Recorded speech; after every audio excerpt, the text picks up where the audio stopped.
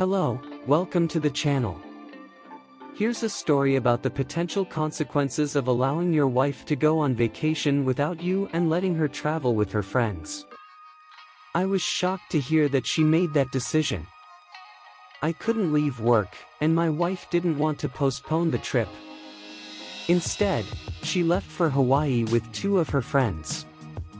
My name is James, and I would like to share my experience about my wife's infidelity. I never imagined we would face problems in our marriage, but things have changed recently. I began to question whether there was something that had been building beneath the surface all along. At first glance, everything seemed to be going well. We went on romantic dates, traveled together, and were generally a happy couple. However, it is now clear that there were unresolved issues and resentments between us that I didn't realize. I was frustrated because we couldn't solve these problems sooner. We both wanted to have children, but after years of unsuccessful attempts, my wife became discouraged. Depression had taken over her since her body decided she couldn't conceive, despite our successful career. This has affected our relationship over the years, and it's heartbreaking to see how something out of our control has caused so much damage. We both agreed that we needed to improve our relationship communication. When my wife proposed the idea of traveling to Hawaii with her friends instead of postponing the trip so we could go together, it frustrated me. The heated discussion that followed revealed my failed attempts to communicate my concerns clearly and compassionately. She basically told me she was going to Hawaii without me. I was perplexed by what happened after this discussion. Suddenly, our relationship faced a major upheaval. She became distant at night, which was completely unusual for her. It felt like she had flipped a switch after 10 years together. I knew her personality and behavior well, and this was totally out of character. She continued to drift away, couldn't put down her phone, and spent time with her friends, talking about the nightlife in Hawaii. I was frustrated and angry, wondering what to do while she was enjoying herself thousands of miles away. When she finally arrived in Hawaii, I was flooded with a range of emotions, mainly frustration and anger. However, she called me immediately to say she arrived safely. However, she chose not to keep me informed about her trip, which worried me deeply. For days passed without a call or text from her, and when my wife finally returned from Hawaii, she seemed like a different person. She didn't hug me, just kissed me on the cheek. I was confused and worried. A week later, nothing had changed, but I noticed she picked up her phone and took it to the bathroom when she went to use it. A month passed without any intimacy between us, and my suspicions were confirmed. One of her friend's boyfriends overheard a conversation in which my wife mentioned having been involved with two men in Hawaii. She was also having an affair locally. This boyfriend came up to me on Facebook Messenger and asked me not to say anything. I was devastated to find out that my wife had cheated on me while I was working. I cried after discovering the betrayal, but then I dried my tears and started thinking about the next steps.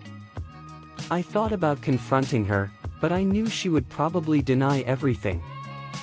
Anger took over me when I found out about this. I just found out he suggested we install cameras in the house. He recommended placing 2 in the bedroom, 2 in the living room and 1 in the kitchen, as well as a camera covering the entrance. He emphasized that they need to be discreet so as not to be noticed. I decided to buy the cameras before my wife came home. My friend came to help with the installation. He suggested that I tell my wife everything. I was about to confront her when my friend advised me not to do so. I took advantage of a few days' work trip as an excuse and went to a friend's house pretending I was far away. During this time, I monitored the cameras and noticed that my wife was out a few nights. On one occasion, she returned with another man and they began to be intimate in the living room, then moving to the bedroom, where they became even more intimate in our bed.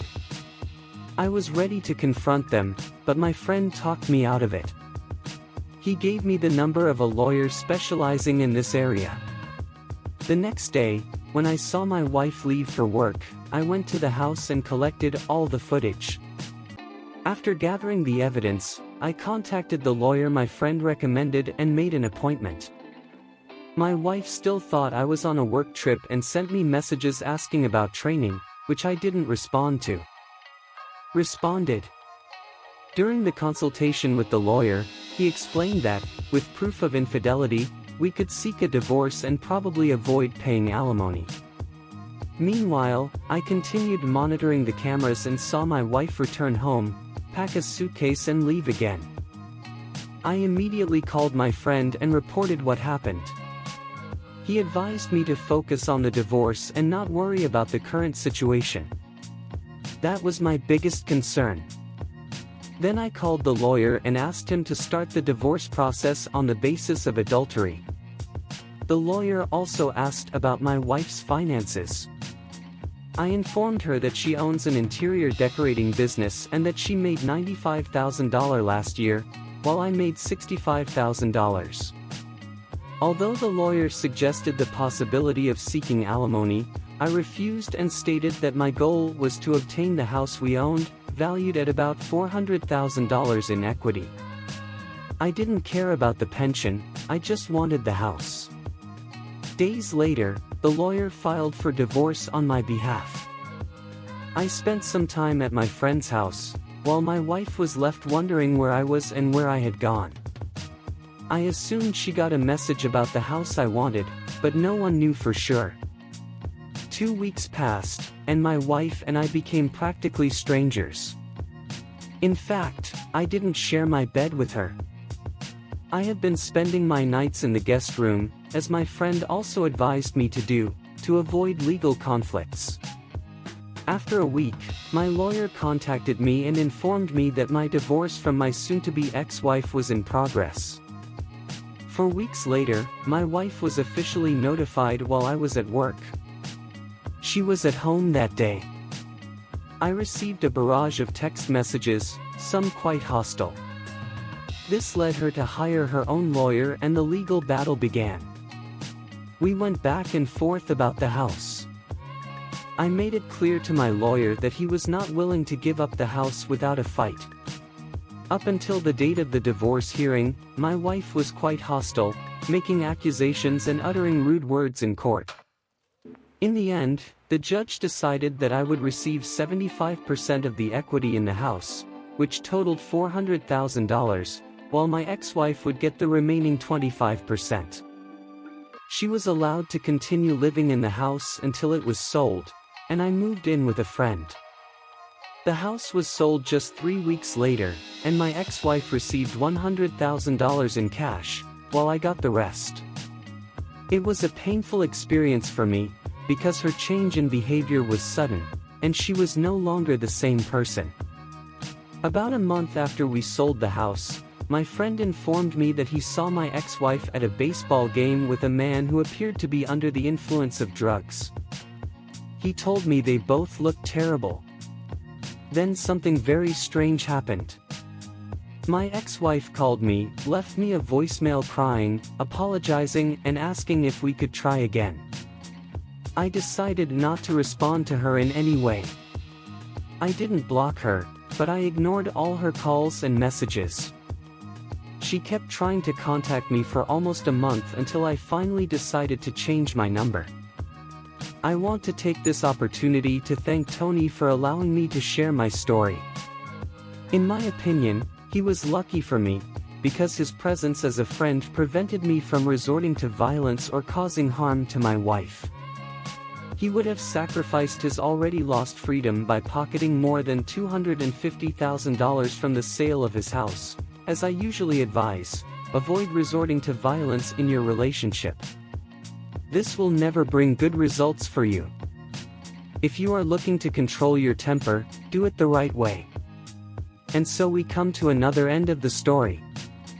If you liked it, don't forget to activate the notification bell. Leave your like and subscribe to the channel. Until the next video.